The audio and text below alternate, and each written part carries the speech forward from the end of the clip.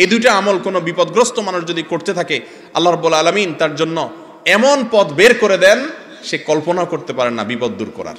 আমার জীবনে অনেকবার দেখেছি আমি চরম বিপদের মুখোমুখি এই দুইটা আমল প্রতি মুহূর্তে করতে থেকেছি। আল্লাহ তাআলা অলৌকিকভাবে অবিশ্বাস্যভাবে সাহায্য করেছেন। আপনি যদি চান আল্লাহ আপনার সব দোয়া কবুল করুক। আপনি যদি বিপদে পড়ে যান দেখবেন সাথে সাথে আল্লাহ তাআলা বিপদ দূর করেছেন। কিয়ামের বিধান কি? কিয়াম মানে দাঁড়ানো। কিয়াম করা ফরজ। কিয়াম করা কি ভাই? ফরজ। কিয়াম না করলে ফরজ তরক হয়ে যাবে।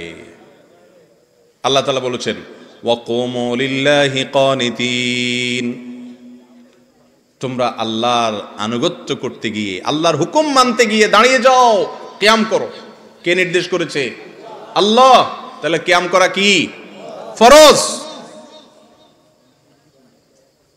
তো বসে আছেন কেন? কিয়াম করা ফরজ হলে আমরা সব বসে আছি কেন? ও নামাজের সময়, মাশাআল্লাহ, এই তো আপনারা ধরে ফেলছেন। নামাজের সময় কিয়াম করা কি রে ভাই? ফরজ। কেউ যদি শক্তি সামর্থ্য থাকা সত্ত্বেও তাগড়া মানুষটা বসে বসে আরাম করতে করতে নামাজ পড়ে, তার নামাজ হবে? আজকাল তো দেখা যায় যে একটু একটু ভাবসাবালা মানুষ হলে একটু আল্লাহ তাআলা তাকে হয়তো কোনো দিক থেকে একটু বড় করেছেন। সবাই না, আবার অনেক লোক আছেন অসুস্থ হয়ে চেয়ারে বসেন। কিছু কিছু লোকের কথা বলতেছে যে সব কাজ করে, লাফালাফি কুদাকুদি নাচানাচি সবই পারে মাশাআল্লাহ, কিন্তু ভদ্রলোক মসজিদে আসলে চেয়ার টেনে বসে। চেয়ারে কিন্তু বসে নামাজ পড়া জায়েজ আছে যে ব্যক্তির জন্য এছাড়া বিকল্প নাই, সে বাধ্য, মাজার রোগ, কোমরের রোগ, অসুখ বিসুখ হয়েছে, ঠিক আছে। কিন্তু অনেকে আছে যে অহেতুক একটু সামান্য শরীরটা মেজমেজ করতেছে, আজকে শরীরটা ভালো লাগতেছে না, বসে নামাজ শুরু করছে। তো এই কিয়াম না করলে নামাজ হবে? কিয়াম করা মানে দাঁড়ানো। আপনি জিজ্ঞেস করছেন কোরআন হাদিসের আলোকে কিয়ামের বিধান কি? আমি সরল উত্তর দিলাম, নামাজের মধ্যে যে দাঁড়ানো কিয়াম, সেটাও দাঁড়ানো। কিয়াম মানে কি করা? দাঁড়ানো। ওই দাঁড়ানোটা ফরজ। আর বাকি এমনি সময়ে আপনি কি ওয়াজ বসে শুনবেন না দাঁড়ায় শুনবেন, এটা আপনার ব্যাপার। শরীয়ত এখানে কোনো বাধ্যবাধকতা করে নাই। আমি ওয়াজ বসে করতে পারি, আমার মনে চাইলে আমি দাঁড়ায় ডায়াসেও বলতে পারি। এক্ষেত্রে শরীয়ত কোনো নির্দেশ নিষেধ করে নাই। তাহলে কিয়াম কখনো করা ফরজ, আবার কখনো করা মুবাহ মানে জায়েজ। চাইলে আমি দাঁড়াইতে পারি, চাইলে বসতেও পারি। বুঝতে পারছেন? আল্লাহর নবীর নামে দুরূদ প্রেরণ করা, সাল্লাল্লাহু আলাইহি ওয়াসাল্লাম, তাঁর প্রতি দুরূদ প্রেরণ করা, এটা অনেক বড় ইবাদত ভাই, অনেক বড় সওয়াবের কাজ। আপনি যদি চান আল্লাহ আপনার সব দোয়া কবুল করুক, তো আপনি দুরূদ শরীফ পড়বেন। আপনি যদি বিপদে পড়ে যান সবচেয়ে বেশি দুরূদ শরীফ পড়বেন, দেখবেন সাথে সাথে আল্লাহ তাআলা বিপদ দূর করেছেন। দুটি আমল, দুরূদ আর ইস্তেগফার, আমার জীবনে অনেকবার দেখেছি আমি চরম বিপদের মুখোমুখি এই দুইটা আমল প্রতি মুহূর্তে করতে থেকেছি। আল্লাহ তাআলা অলৌকিকভাবে অবিশ্বাস্যভাবে সাহায্য করেছেন। নবী করিম সাল্লাল্লাহু আলাইহি ওয়াসাল্লামের হাদিস থেকে স্পষ্ট বোঝা যায় দুরূদ এবং ইস্তেগফার এই দুইটা আমল কোনো বিপদগ্রস্ত মানুষ যদি করতে থাকে, আল্লাহ রাব্বুল আলামিন তার জন্য এমন পথ বের করে দেন সে কল্পনা করতে পারে না বিপদ দূর করার। তো এই যে দুরূদ এত ফজিলতপূর্ণ আমল, এই দুরূদটা বসে পড়বে না দাঁড়ায় পড়বে? কথা বলেন। দুরূদ বসে পড়তে হবে না দাঁড়ায় পড়তে হবে? কোথায় আছে দুরূদ বসে পড়তে হবে? এই যে আন্দাজে ফতোয়া দিলে তো হবে না ভাই। কোরআন হাদিসে কোথাও বলা হয় না যে তোমরা দুরূদ পড়ার সময় অবশ্যই বসিয়া বসিয়া পড়িবে, দাঁড়িয়া পড়িতে পারিবে না, কোথাও নাই। তা আপনি অযথা কথা কেন বলতেছেন? দুরূদ বসে পড়বে না দাঁড়ায় পড়বে, কোরআন হাদিসে ব্যাপারে কিচ্ছু বলা হয় না। অতএব এই বসা লোকেরাও দুরূদ পড়তে পারবে, দাঁড়ানো লোকেরাও দুরূদ। কথা কি বুঝতে পারছেন? দুরূদ বসেও পড়ানো যায়, দাঁড়ায়ও পড়া যায়, শুয়েও পড়তে পারে কেউ, কোনো অসুবিধা নাই। কিন্তু কেউ যদি মনে করে দুরূদ পড়তে পড়তে পড়তে পড়তে পড়তে পড়তে একটা পর্যায়ে সবাই দাঁড়ায় যাইতে হবে, তাহলে সমস্যা আছে। কারণ আপনি দুরূদ পড়তে পড়তে যে হঠাৎ দাঁড়ায় গেলেন, ভাই আমার, আপনাকে কি আল্লাহ রাসূল সাল্লাল্লাহু আলাইহি সাল্লাম দুরূদ পড়ার ব্যাপারে বলেছেন? এই কথা কোরআন হাদিসে কোথাও আছে যে তোমরা যখন দুরূদ পড়বা আমার প্রতি পড়তে পড়তে পড়তে পড়তে একটা পর্যায়ে আমার সম্মানে তোমরা দাঁড়ায় যাইতে হবে, এরকম কথা যদি আমার নবীজি বলে থাকেন অবশ্যই দাঁড়াইতে হবে। কোরআনে যদি বলে থাকে অবশ্যই করতে হবে।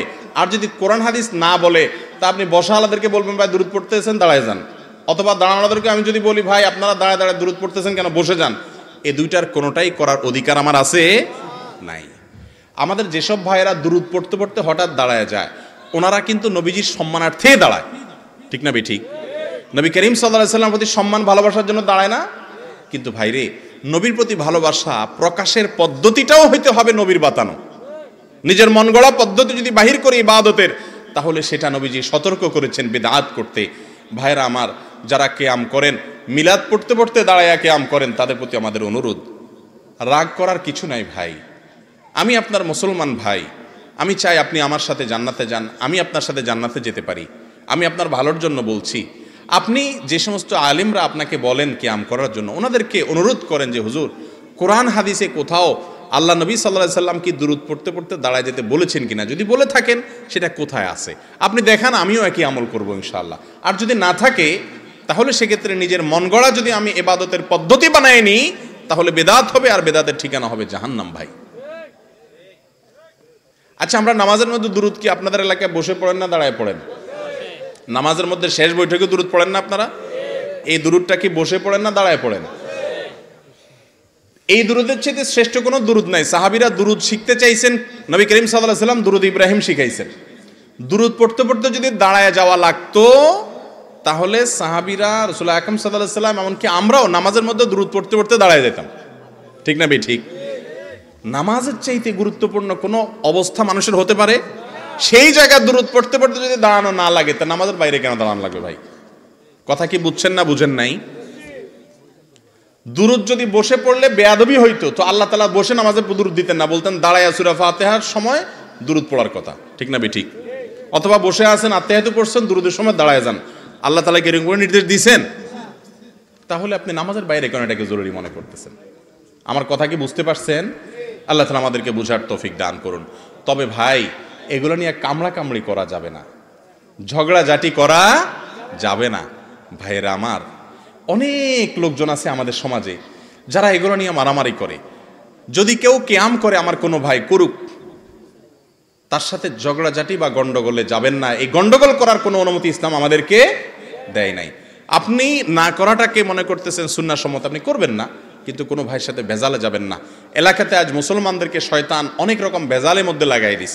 আমি মাসআলাটা চেষ্টা করছি কোরআন হাদিসের আলোকে আমার দৃষ্টিভঙ্গি তুলে ধরার। যদি আমারটা ভুল হয়, তাহলে আরেকজন তারটা তুলে ধরবেন, মানুষ সঠিকটা গ্রহণ করবে।